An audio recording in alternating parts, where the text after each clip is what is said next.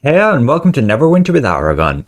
So we have module 30 on the previous server and it comes with a whole load of class changes. The nerfs to Rogue and Bard are here with the big improvements to the Warlock. In my previous video we did already mention two minor adjustments for Fighter, although the change to shield throw could actually be pretty huge because now when you're killing groups of enemies, if your guy dies, you're still going to be able to ricochet between enemies. So it will be a lot more consistent in multi-target. And otherwise a minor tooltip fix with trip attack for knee breaker. We can also see there were some adjustments to these two races. The Sun Elf, Moon Elf, and Halfling all have their control resistance increased to 25%. And then your Wood Elf has now 40% resistance to slow movement effects. But from there we go to Bard and the nerfs it will be receiving, particularly for Songblade. We can see the initial note here. Songblades have been performing better than most melee DPS power guns since their last update, so they're making some changes targeted at performer builds to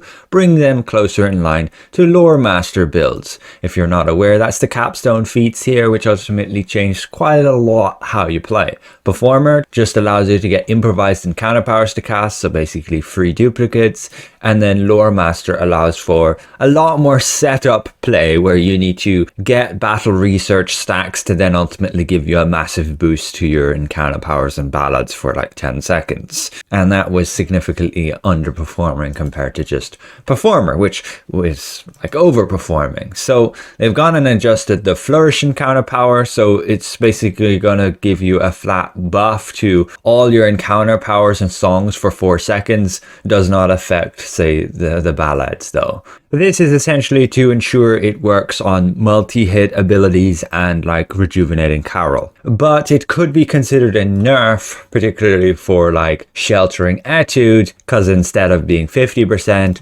it's now just 30%. Dancing Lights, they basically reworked it a little bit. This is a bit of an improvement as the damage will now like trigger much quicker. Lore Master, ready to exploit damage bonus, gone up to 125%. As we mentioned, that path is underperforming, so that will improve it just a little bit, but it ultimately only really compensates for the nerfs to the magnitudes that they're getting.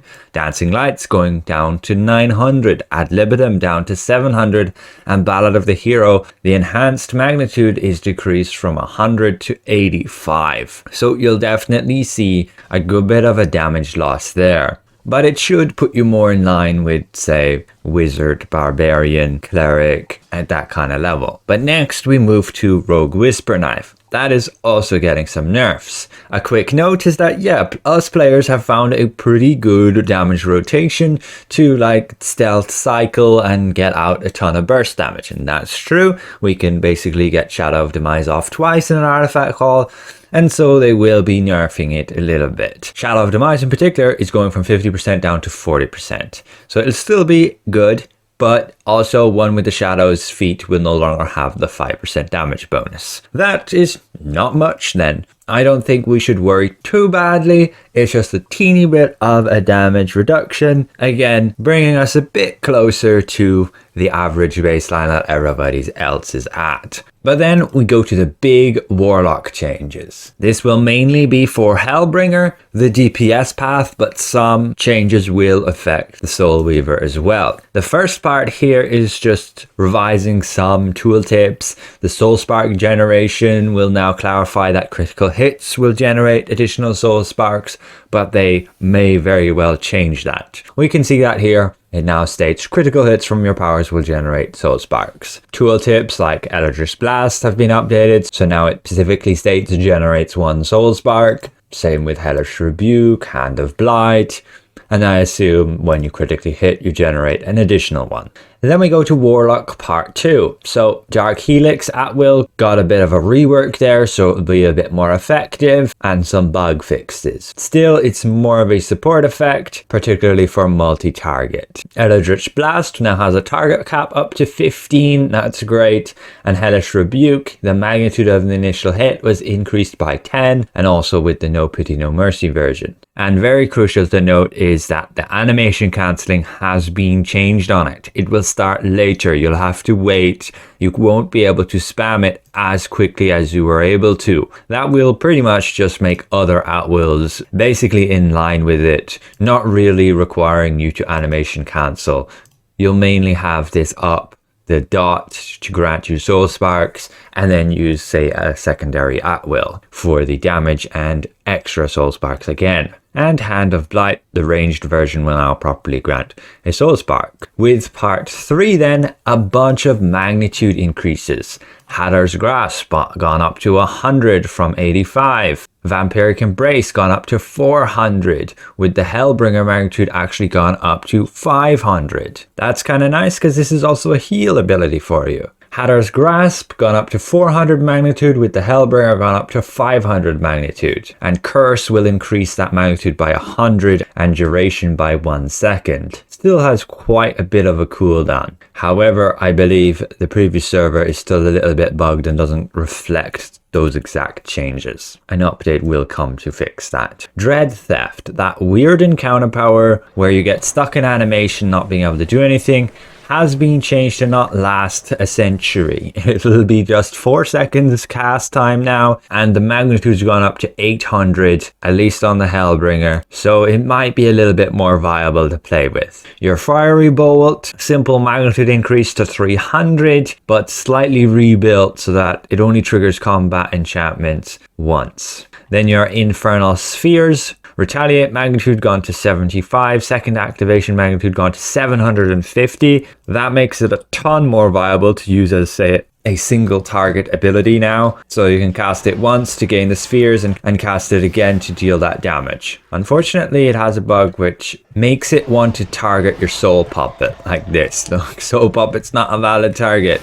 Maybe that can get fixed. But the damage will no longer be affected by Owner's Critical Avoidance, and the cooldown's gone down from 17 seconds to 14. And then we have the change to the Hellfire Ring. Very nicely, the target cap's gone to 15, but they have reworked it a bit. The magnitude's gone up to 250, with then the damage over time magnitude gone down to 250, and the duration's down to 5 seconds. So a bit of a nerfs there overall, but it will still trigger effects like Soul Investiture once per hit, but they most likely will be changing that. The cast time on it is still annoyingly long, but yeah, the damage is a bit more front loaded now, which is somewhat good for burst. Moving on to part 2, Soul Siphon Daily, cast time reduced a little bit, and it now indicates that it will deal its damage over 2 hits, as you can see there. The Flames of Plaguetos no longer deals its damage to nearby targets, and its magnitude gone up to 2100. So this becomes your single target damage power.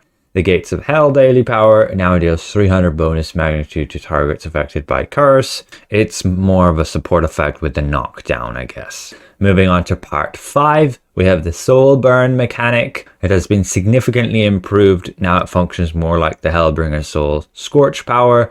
Min magnitude gone to 150, with then the max magnitude gone to 450. With that Soul Scorch that you're familiar with on Hellbringer, the min magnitude's gone to 150 and the max magnitude gone to 450, just like the Soul Burn one. But the double Scorch feat will only increase the magnitude of the initial hit, not the entire damage over time effect like it done in the past. But still, that's a significant improvement to what it was. I still just really dislike the cast time on this ability, but good to see it'll be doing a decent amount more damage.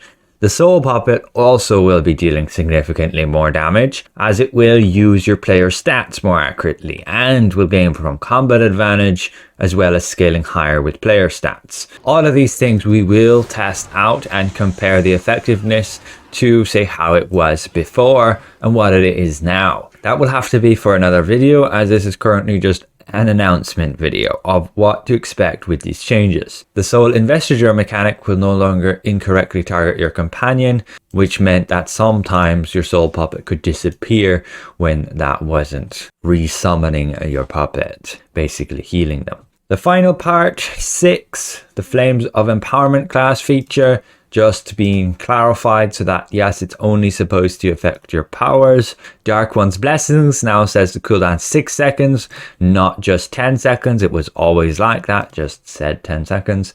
No Pity, No Mercy. The Retaliate magnitudes increased up to 40 with the Hellish Rebuke tooltip now updates to reflect the changes when your No Pity, No Mercy class feature is actually equipped. So we can have a look at that. This is our Hellish Rebuke with the generate soul sparks on the dots, and then we slot this and we get the change here. So now it just generates 2 soul sparks per hit with 85 magnitude. Again, the animation cancelling has been changed on that ability, so it won't be as fast as before.